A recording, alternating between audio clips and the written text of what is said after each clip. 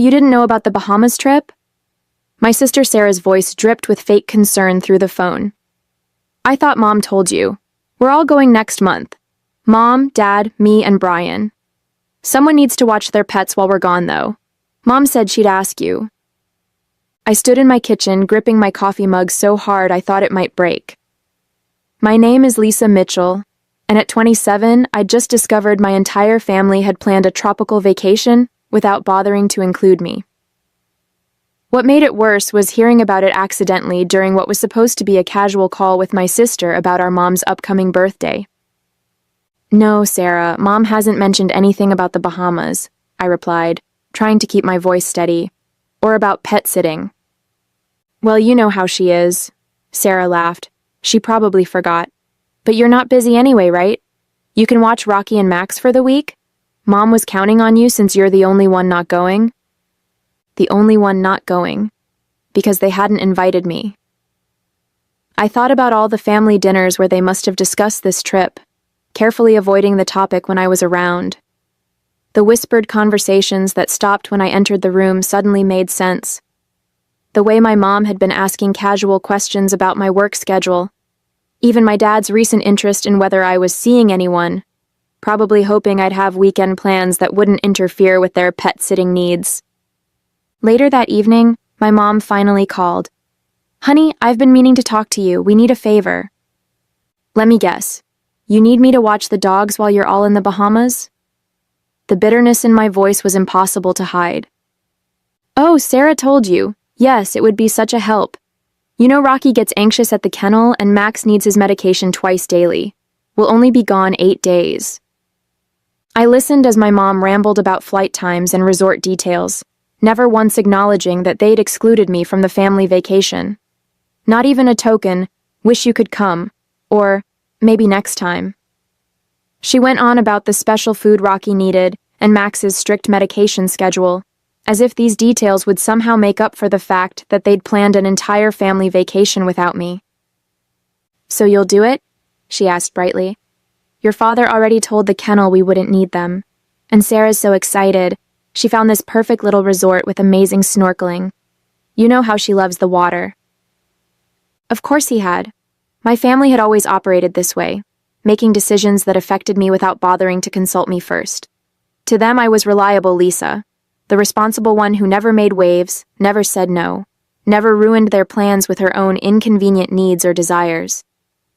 I'll think about it, I said quietly, already opening my laptop to a travel website.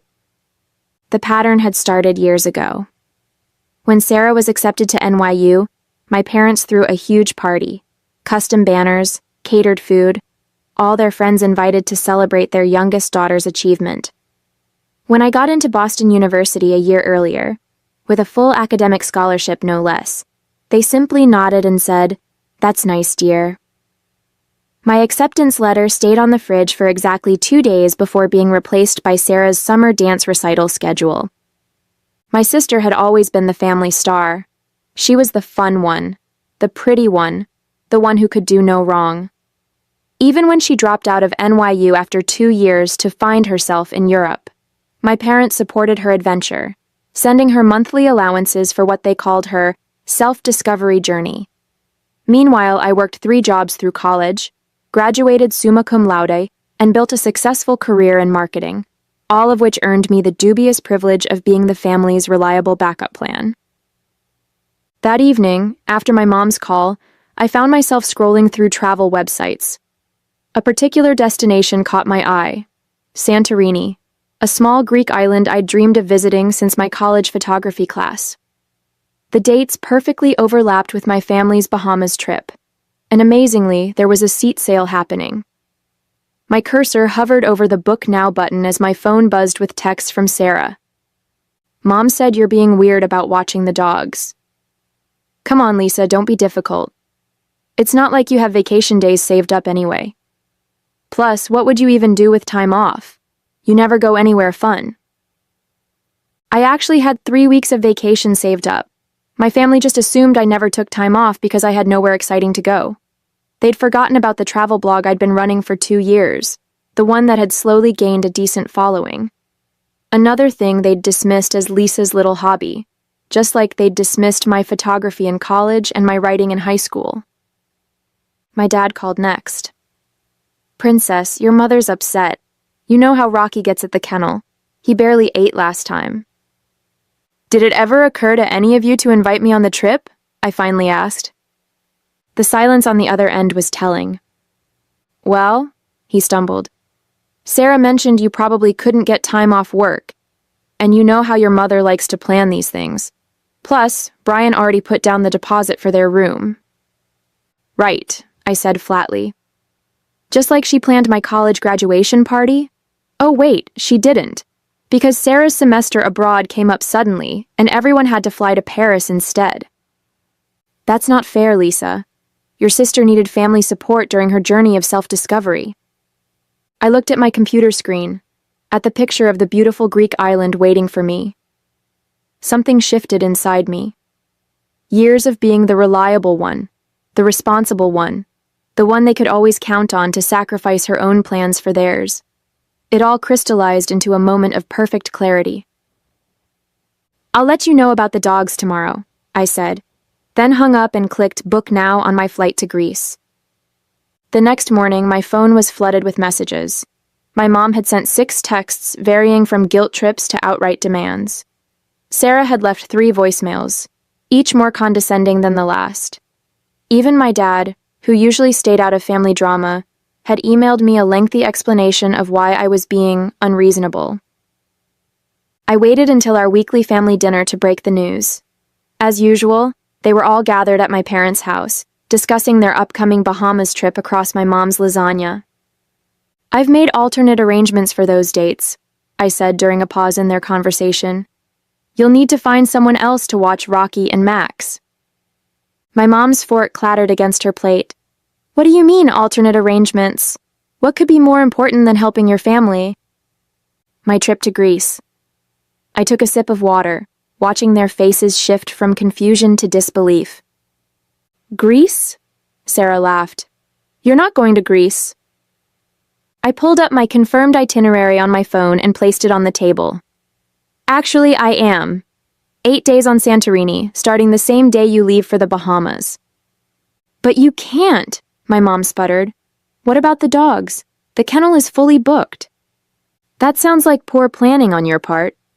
I was surprised by how steady my voice remained. Maybe Sarah's boyfriend Brian could watch them, since he's apparently family enough to go to the Bahamas. "That's different," Sarah protested. "Brian's my partner. Besides, he's allergic to dogs." "How convenient." I stood up, gathering my things. "I'm sure you'll figure something out. You always do when it's important to you." "Lisa, sit down," my dad ordered. "You're being childish. This isn't like you." "That's the problem, isn't it? You all decided who I was supposed to be. Reliable Lisa, dependable Lisa, always available Lisa. Did it ever occur to any of you that I might want to be included in family vacations? That I might have my own plans, my own life?" The silence around the table was deafening. My mom looked on the verge of tears, while Sarah sat with her mouth hanging open. My dad just stared at his plate, refusing to meet my eyes. "I have to go," I said, heading for the door. "I need to shop for swimsuits. Santorini has some amazing beaches." The fallout was exactly what I expected. My mom launched a full-scale guilt campaign, enlisting every relative who would listen. Aunt Carol called to tell me how selfish I was being. My cousin Rachel sent long texts about family loyalty. Even my grandmother weighed in, though she mostly seemed confused about why I couldn't watch the puppies from Greece. Sarah's approach was more direct. She showed up at my apartment unannounced. "You're only doing this to spite us," she said, barging in without waiting for an invitation. "This isn't like you, Lisa. You've always been the responsible one." "The responsible one?" I repeated. "You mean the convenient one, the one who's supposed to drop everything when the rest of you need something." "That's not fair. We appreciate everything you do." "Really? When was the last time any of you showed that appreciation? When was the last time you included me in family plans instead of just expecting me to fill in the gaps?" Sarah flopped onto my couch, her perfect blonde hair falling exactly right even in her frustration. We didn't think you'd want to come to the Bahamas. You're always so busy with work. Did you ask me? Did anyone bother to ask if I might want to join my family on vacation? Well, no, but nothing. You all made assumptions about my life, my time, my priorities. And you know what? You got so comfortable taking me for granted that you didn't even try to hide your Bahamas plans. That's how little you thought of me. Sarah's face flushed. Mom and Dad are really upset. They might have to cancel their trip if they can't find someone to watch the dogs. That sounds like a them problem, I replied, using one of Sarah's favorite phrases back at her. When did you get so cold? I'm not cold, I'm just done being the family doormat. I showed her my travel blog on my phone. See this? I have followers who actually care about my interests. I have a life outside of being your backup plan. Sarah scrolled through my blog, her expression shifting from dismissal to surprise. These photos are really good. When did you get into photography? 3 years ago, not that anyone noticed. The next family dinner was tense. My mom had spread all the pet supplies across the dining room table like a guilt exhibition. Rocky's special food, Max's medication schedule, their favorite toys. She kept shooting me pointed looks as she explained how complicated their care routine was. The medication has to be given exactly 12 hours apart, she emphasized, waving Max's pill bottle. And Rocky needs his special blanket at bedtime or he gets anxious. The kennel just won't understand these things. I'm sure they will, I replied, serving myself more potatoes. That's literally their job. My dad cleared his throat. Princess, we could pay you to watch them. Make it worth your while. My Greece tickets were $3,000, Dad. Non-refundable. Sarah, who'd been unusually quiet since her visit to my apartment, suddenly spoke up. I looked at Lisa's travel blog last week. Did you guys know she has over 20,000 followers? My mom barely glanced up from her organization of pet supplies. That's nice, dear. Now about the dogs. No, Mom, I'm serious. Look at these photos she took in Montreal last year. Sarah pulled up my blog on her phone. She's actually really good at this. For the first time that evening, my mom actually looked at me. Not through me, not around me, but at me. You went to Montreal? I've been to lots of places. I take short trips whenever I can. I write about them, photograph them. People follow my recommendations about hotels and restaurants. My dad peered at Sarah's phone. These are professional quality pictures, Lisa. Why didn't you tell us about this? I did. 3 Thanksgivings ago. You all changed the subject to Sarah's new yoga certification. The silence that followed was heavy with realization. My mom sat down heavily, still clutching Rocky's favorite tennis ball. We haven't been very good at listening to you, have we? No, I said simply. You haven't.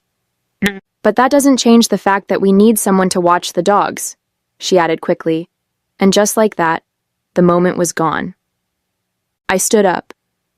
I'm going to Greece, Mom, with or without your blessing.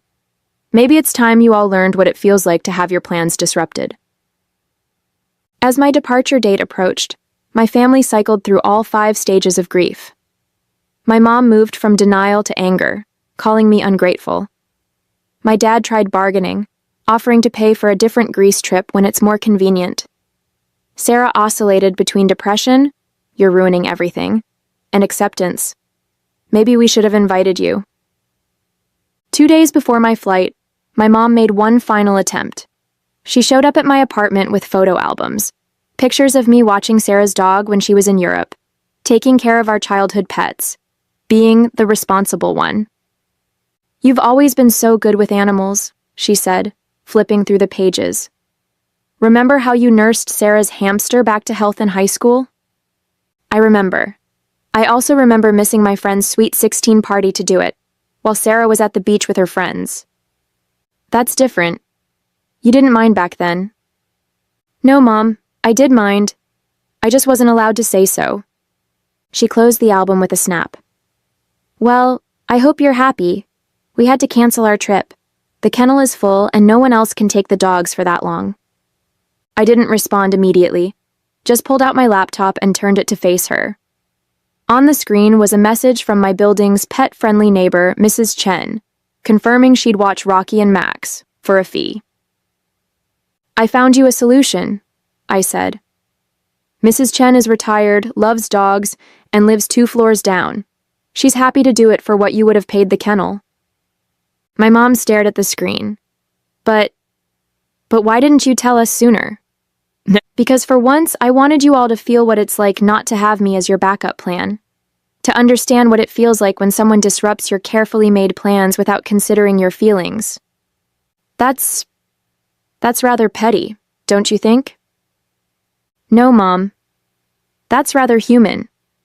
And maybe next time you're planning a family vacation, you'll remember this feeling and think to include your other daughter."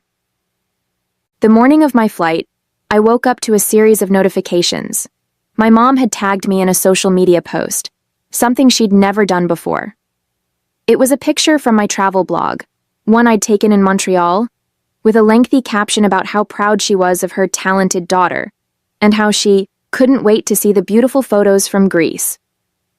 Sarah texted immediately. "Mom's trying to save face with her country club friends.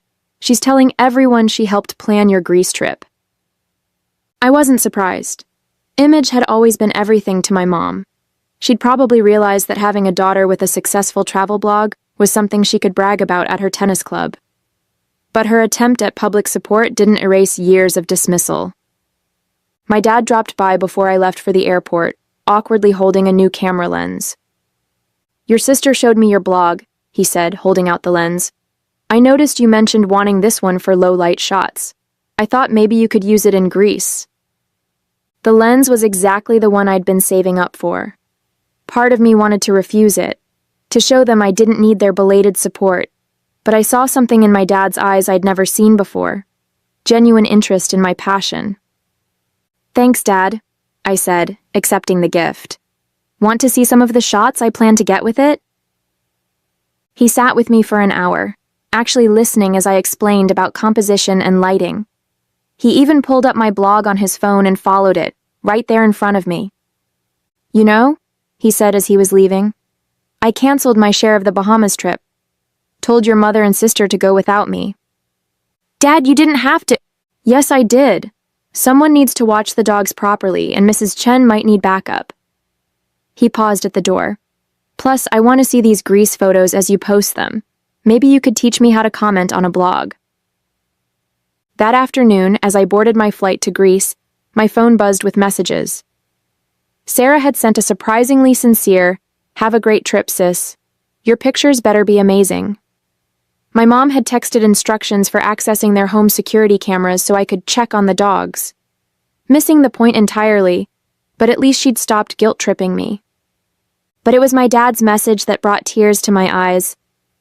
"Just posted my first blog comment. Hope I did it right. Make sure to take care of yourself in Greece, not just your camera. Love, Dad." I settled into my seat, thinking about how sometimes it takes a dramatic gesture to shake people out of their established patterns. My family had spent years casting me in the role of reliable background character in their story. Maybe now they'd finally seen me step into the spotlight of my own narrative. Santorini was everything I'd dreamed of and more. Each morning I woke up to spectacular sunrises over the blue-domed churches, spending my days photographing winding cobblestone streets and pristine beaches. My blog followers loved the daily updates, but what surprised me most were the comments from my family. My dad commented on every single post, his typing improving from "beautiful sunset honey" to actual thoughtful observations about lighting and composition.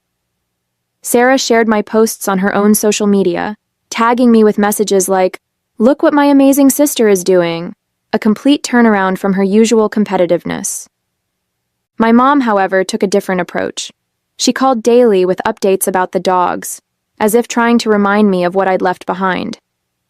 "Rocky misses you," she'd say, or "Max won't eat unless your father hand-feeds him." When those guilt trips didn't work, she switched tactics, calling to critique my photos. "Don't you think you're posting too many sunset pictures? And that restaurant review seemed a bit harsh. You don't want to hurt anyone's business." One evening, sitting at a cliffside cafe, I got an unexpected call from Mrs. Chen. "Your mother has been here 6 times today," she said, sounding amused. "She brings coffee and asks endless questions about my pet sitting experience. I think she's having trouble letting go of control." "I'm so sorry," I started, but Mrs. Chen laughed. "Don't be. I told her that after 40 years of teaching high school, 2 dogs are no trouble. She didn't like that much." That same night, my dad sent me a private message. "Your mother booked herself into a hotel for the remainder of their Bahamas trip. Says she can't enjoy herself knowing strangers are watching her dogs. Sarah's pretty upset about it." I felt a momentary pang of guilt, but then remembered all the times my plans, my needs, my desires had been dismissed for the sake of family harmony. My mom's choice to ruin her own vacation wasn't my responsibility. Instead of cutting my trip short or apologizing, I posted more photos. I wrote about solo female travel, about breaking free from family expectations, about finding your own path. The response was overwhelming. Hundreds of comments from people sharing similar stories, thanking me for inspiring them to stand up for themselves. My blog following doubled, then tripled. A travel magazine reached out about featuring my Greece photos. Sarah called to tell me that her yoga students were all following my journey, asking when I'd come teach a photography workshop at her studio. "You know what's funny?" she said. "I always thought I was the brave one going to Europe to find myself, but you're the one who really did it. You found yourself right under our noses, and we were too busy with our own drama to notice." On my last night in Greece, I sat on my hotel balcony uploading photos when my mom sent a surprising message. It was a picture of my old bedroom, now her home office, filled with framed prints of my travel photography. "I had your best shots professionally framed," she wrote. "Thought they deserved better than my social media reposts." Below that was a longer message. "I've been doing a lot of thinking while you've been gone. Your dad pointed out something I didn't want to hear, that we'd taken you for granted for so long, we forgot you had dreams of your own. I'm not very good at apologies, but I'm trying to do better at showing you I care." Mrs. Chen sent me daily dog photos, each one showing Rocky and Max being perfectly fine without my mom's hovering. The last one showed my dad teaching her how to use my blog, both of them smiling at the camera while the dogs lounged contentedly nearby. Sarah's final vacation photos from the Bahamas looked different from her usual carefully staged shots. "Trying to see things through your photographer's eyes," she captioned them. "Not as good as yours, but I'm learning to look deeper." Something had shifted during those 8 days. My family was far from perfect. My mom still sent daily texts about the dogs, my dad still struggled with technology, and Sarah still had moments of competitive jealousy. But they were trying. Sometimes that's all you can ask for. Not a complete transformation, but a willingness to see you in a new light. 6 months after my Greek adventure, my family gathered for Thanksgiving. The dining room walls now featured a mix of my travel photographs alongside our traditional family portraits. My mom had turned my blog's logo into place cards for the table, a small gesture that spoke volumes. "We've got an announcement," my mom said during dinner. "We're planning another family vacation." I braced myself for more exclusion, but Sarah jumped in. "And before you say anything, we want you to help plan it. Your blog followers loved your Greece content so much, we thought maybe you could work your magic on our next family trip." My dad pulled out a folder. "I've been researching photography tours in Italy. Thought maybe you could teach us a thing or two about taking better pictures than just selfies and dog photos. Plus," my mom added, trying to sound casual, "Mrs. Chen already agreed to watch Rocky and Max. I asked her months ago just to be sure." I looked around the table at my family, really looked at them. My mom, still controlling but trying to channel it differently. My dad, discovering a new connection with me through photography. Sarah, finally seeing me as a person rather than competition. "Italy sounds perfect," I said, pulling out my phone to show them some initial ideas. "But this time, I'm handling the itinerary." "Wouldn't have it any other way," my dad smiled. "After all, you're the expert now."